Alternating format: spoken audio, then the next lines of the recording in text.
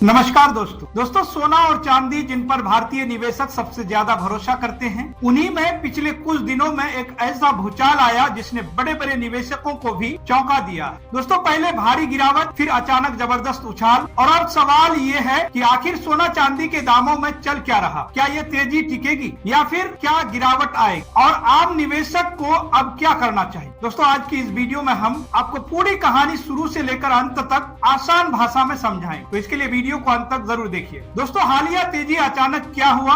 बुधवार सुबह जब बाजार खुले तो सोना और चांदी ने एक ऐसा उछाल दिखाया कि लोग हैरान रहे। एमसीएक्स पर शुरुआती कारोबार में सोने की कीमत करीब 7,000 प्रति 10 ग्राम उछल गई। दोस्तों अगर 24 कैरेट वाली सोने की बात करें तो 24 कैरेट सोना पहुंच गया लगभग 1,07,000 प्रति 10 ग्राम, तो वहीं 22 कैरेट सोना करीब 1,47,000 प्रति 10 ग्राम पर पहुंच। लेकिन असली सरप्राइज दिया चांदी। दोस्तों चांदी की कीमत में 16,000 प्रति किलो की एक झटके में बढ़त और भाव पहुंच गया करीब 2,82,000 प्रति किलो। यानी 2 दिन की गिरावट के बाद 3 और 4 फरवरी को बाजार ने ऐसा बाउंस बैक किया कि पिछले कई दिनों का नुकसान लगभग कवर हो। लेकिन इससे पहले गिरावट कितनी खतरनाक थी, अब जरा दोस्तों पीछे चलते। दोस्तों 30 जनवरी को जो हुआ वह इतिहास में दर्ज हो गया। स्पॉट गोल्ड में करीब 10% की गिरावट, यह 1983 के बाद सबसे बड़ी गिरावट मानी जा रही है। कुछ ही दिनों पहले सोना दोस्तों 5,000 प्रति डॉलर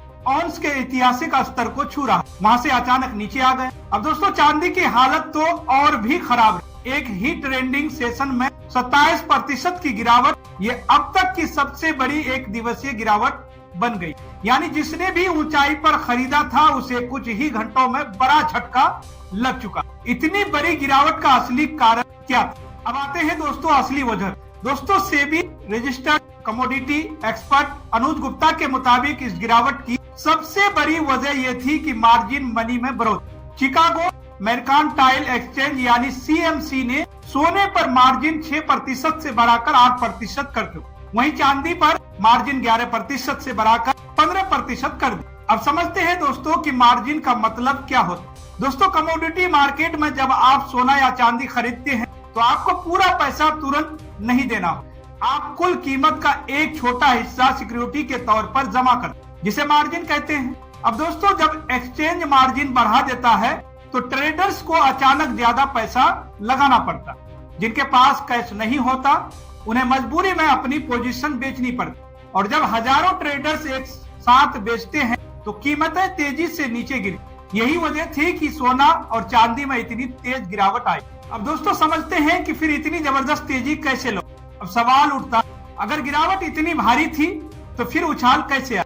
दरअसल दोस्तों बड़ी गिरावट के बाद शॉर्ट कवरिंग शुरू हुई, और जिन्होंने पहले नुकसान में बेचा था वे फिर से खरीदने लगे।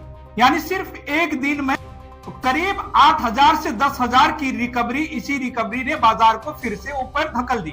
दोस्तों एमसीएक्स रेट और सरफरा बाजार में फर्क क्यों? अब एक बहुत आम सवाल। दोस्तों जब एमसीएक्स पर भाव कुछ और होते हैं तो ज्वेलरी शॉप पर दाम ज्यादा क्यों मिलते? इसका भी जवाब सीधा। दोस्तों एमसीएक्स एक ऑनलाइन ट्रेडिंग प्लेटफॉर्म है। यहाँ पर हर सेकंड बोली लगती है, दाम पल पल बदलते रहते हैं। सरफरा बाजार जहां आप फिजिकल सोना चांदी खरीद, इसमें जुड़ता है धुलाई का खर्च, स्टोरेज, टैक्स, मेकिंग चार्ज। दोस्तों इसी वजह से दुकान पर सोना चांदी हमेशा एमसीएक्स के मुकाबले महंगा मिला। भारत के पास कितना सोना? चौंकाने वाले आंकड़े अब एक ऐसा जो आपको हैरान कर दे। दोस्तों मॉर्गन स्टैनली की रिपोर्ट के मुताबिक भारतीय घरों में लगभग 34,600 टन सोना जमा। इसकी कुल वैल्यू करीब $5 ट्रिलियन यानी लगभग 450 लाख करोड़। दिलचस्प बात यह है दोस्तों कि भारत की पूरी जीडीपी करीब 4.1 ट्रिलियन है। मतलब भारतीय घरों के पास रखा सोना पूरी देश की जीडीपी से भी ज्यादा वैल्यू। यही वजह है कि भारत में सोना सिर्फ निवेश नहीं बल्कि भरोसे और सुरक्षा का प्रतीक। अब दोस्तों आगे क्या, आइए जानते हैं कि आम निवेशक क्या करें। अब सबसे अहम सवाल दोस्तों, अब आगे क्या हो।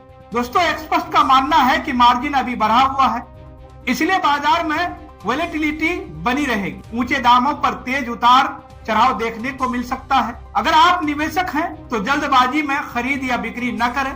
एक साथ पूरा पैसा न लगाएं, गिरावट पर धीरे धीरे खरीदारी करें और अगर आप ज्वेलरी खरीदने की सोच रहे, थोड़ी कीमत अस्थिर होने का इंतजार करना समझदारी होगी। निष्कर्ष तो कुल मिलाकर दोस्तों सोना और चांदी दोनों ऐतिहासिक दौर से गुजर रहे। गिरावट भी रिकॉर्ड तोड़ थी और तेजी भी उतनी ही जबरदस्त आने वाले दिनों में बाजार मौके देगा, लेकिन सिर्फ उन्हें जो धैर्य और समझदारी से चलेंगे। तो फिलहाल खबरों में इतना ही। आपको क्या लगता है? आप अपनी राय हमारे कमेंट सेक्शन में जरूर दीजिए और साथ ही दोस्तों वीडियो को पसंद आए तो वीडियो को लाइक और शेयर जरूर करें और अगर दोस्तों आपने अभी तक KNE न्यूज को सब्सक्राइब नहीं किए हैं तो सब्सक्राइब जरूर कर लें और साथ ही बेल आइकन को भी दबाना न